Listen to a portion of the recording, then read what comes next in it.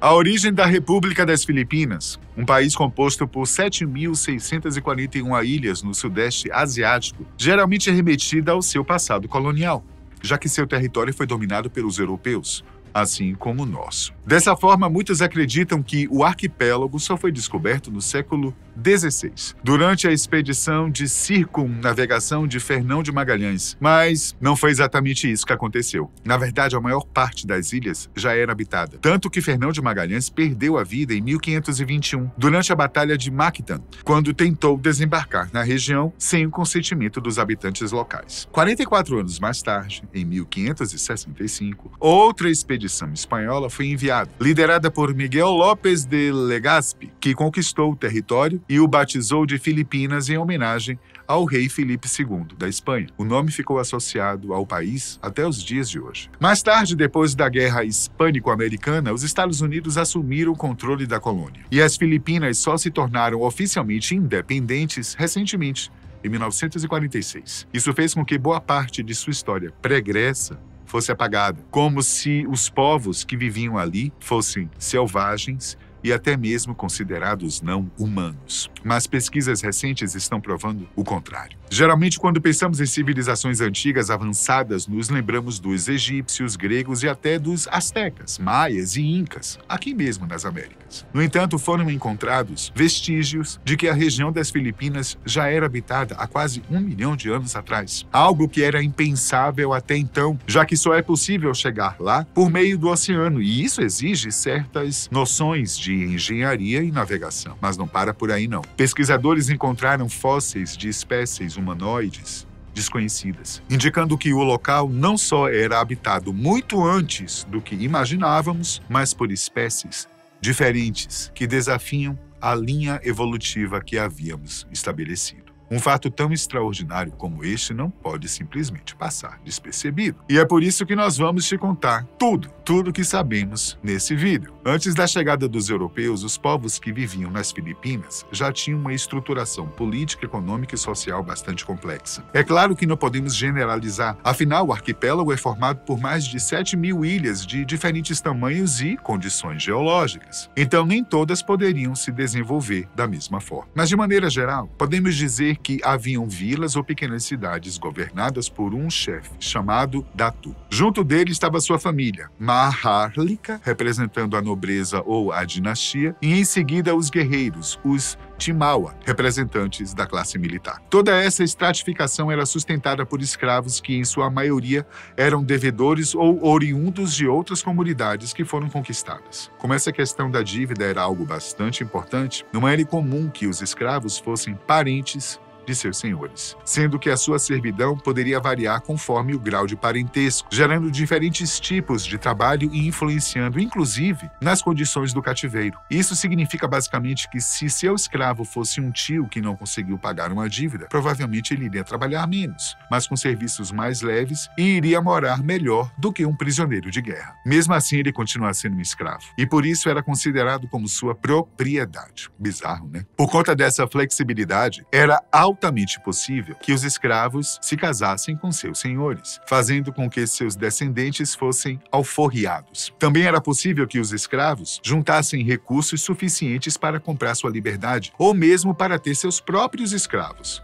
que por sua vez também poderiam ter pessoas para servi-los e assim por diante. Bom, como podemos ver, a estratificação social já era mais complexa do que muitos lugares considerados civilizados na Europa. Além disso, a hierarquia pré-colonial era tênue e imutável, pois nada nem ninguém fora da vila poderia assegurar o poder do chefe e de sua família. Para se manter em seu posto, era preciso responder às demandas e suportar os desafios, ou seja, era preciso ser popular, conquistar as pessoas. Existiam basicamente 3 formas de fazer isso: organizando relações comerciais para extrair e produzir bens locais que poderiam ser trocados com outras comunidades e povos estrangeiros, liderando expedições de ataque que supunham ter um exército forte para conquistar, outros territórios e realizando festas e rituais que permitiam a redistribuição da riqueza entre todos. Manutenção do comércio, conquista de territórios, realização de festas e rituais, esta era a base de todo chefe carismático que queria se manter no poder. Deixar de lado alguns desses pontos poderia fazer com que o Datu fosse desafiado e substituído por outros homens. Mas se você prestou atenção, percebeu que eu mencionei que as negociações eram realizadas entre as comunidades vizinhas e povos estrangeiros. E sabe o que isso significa? Significa que há pelo menos 5.000 anos as Filipinas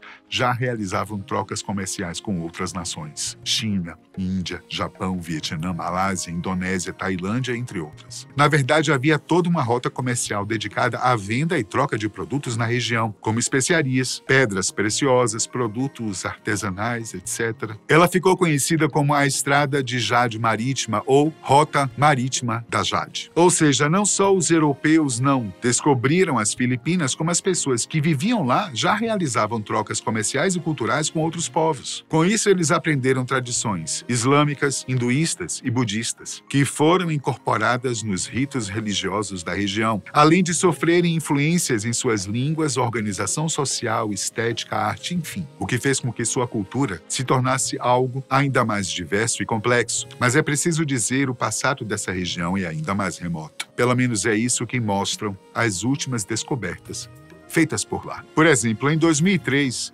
alguns cientistas encontraram vestígios de atividade humana na caverna Calau, que fica na ilha de Luzon, uma das mais importantes das Filipinas. Havia várias evidências de que esses sinais poderiam ter sido deixados há pelo menos 25.000 anos, o que por si só já seria impressionante. Mas os pesquisadores não chegaram a cavar nem 1,5 metro no sítio arqueológico, em busca de mais pistas. No ano seguinte, 2004, outro grupo de cientistas encontrou evidências que provaram a existência de outra espécie hominídea, o Homo florensiensis, que recebeu esse nome em homenagem ao local onde foi encontrado, a Ilha de Flores, na Indonésia. Essa descoberta aqueceu as pesquisas no Sudeste Asiático, incentivou que mais estudos fossem feitos por lá. E foi então que, em 2007, de volta à caverna Calau, a equipe de pesquisadores encontrou um osso de um pé humano, provavelmente um metatarso, que fica na região que costumamos chamar de peito do pé. Uma datação de carbono foi feita no achado e indicou que ele tinha pelo menos 67.000 anos, ou seja,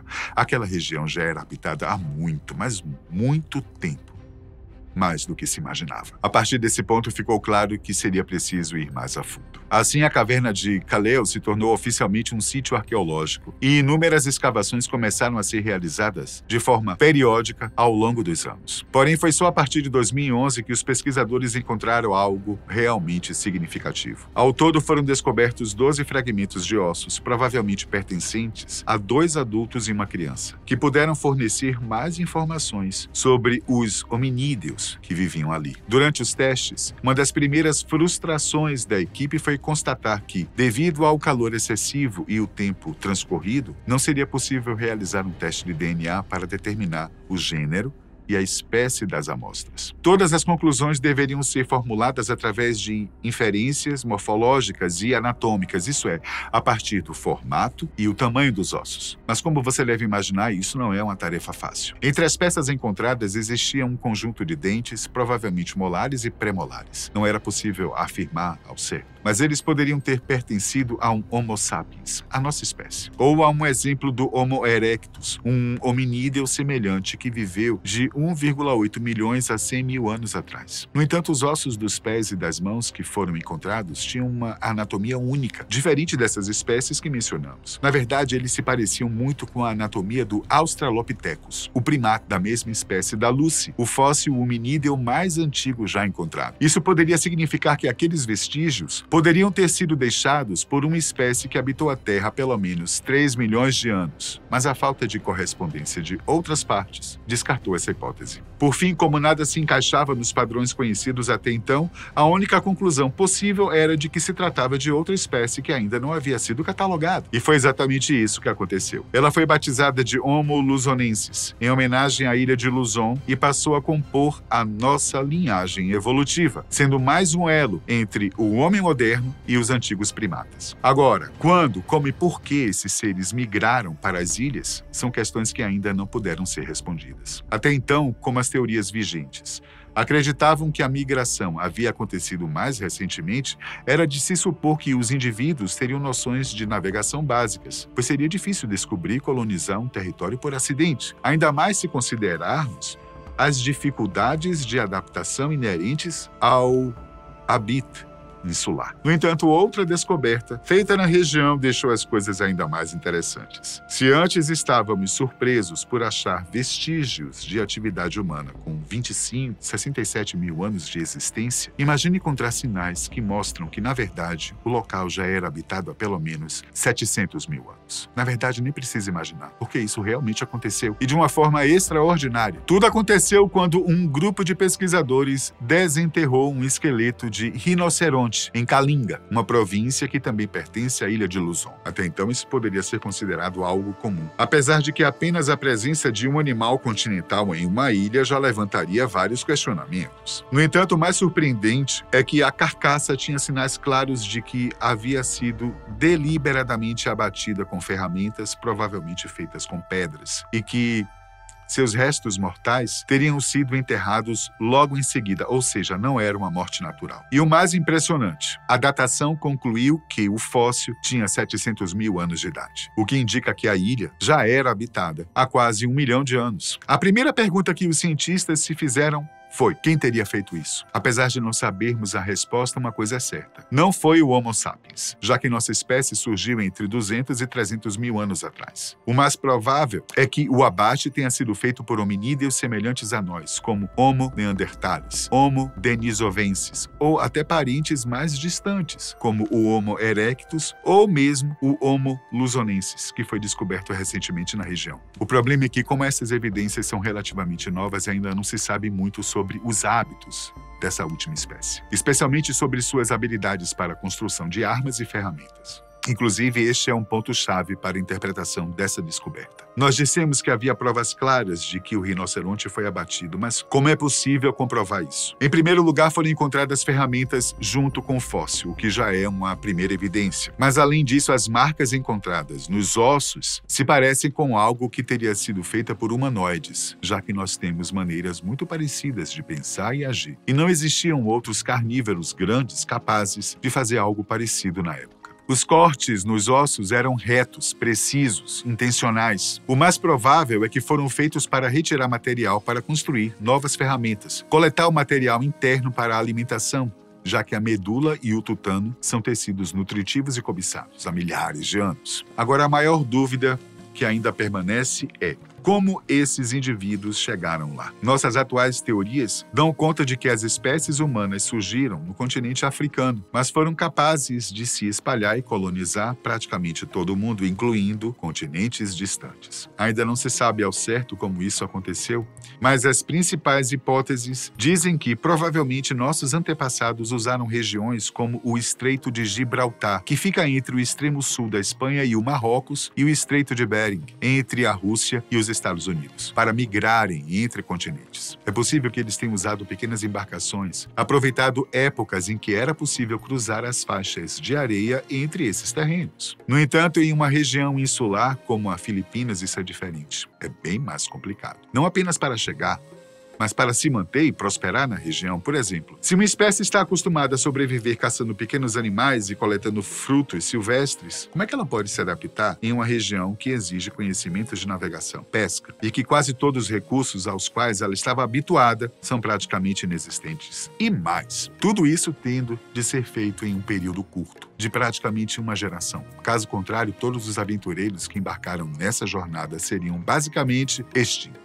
Mas, ao que parece, os povos originários das Filipinas não só conseguiram se adaptar às novas condições, como fizeram isso com excelência. A prova disso está no Castelo de Batanes, incríveis construções esculpidas nas montanhas das ilhas do extremo norte das Filipinas. Essas ilhas abrigavam um povo chamado Ivatans, ou Jang, na língua nativa. O termo significa refúgio, ou fortaleza na montanha. E ao observar esses cenários, podemos entender o que é que eles estavam falando. Essas construções, que foram chamadas de castelos em comparação ao estilo arquitetônico ocidental que estamos habituados, foram construídos há pelo menos 4.000 anos e tinham propósitos totalmente diferentes do que esperamos de um palácio. Primeiro porque eles não foram feitos para satisfazer os luxos de um rei. Como vimos, apesar da maioria dos povos da região terem um chefe único para governar, seu prestígio não estava ligado à sua origem ou à sua linhagem sanguínea, mas à capacidade de manter o seu povo. Por isso, esses castelos funcionavam principalmente como forma de proteção, mas também eram úteis para construir casas, fazer plantações, armazenar produtos, realizar rituais. E ainda que os Ivatãs pudessem parecer totalmente isolados, por estarem contidos dentro dessas grandes fortalezas, eles participavam ativamente das rotas comerciais que comentamos. E vários artefatos estrangeiros,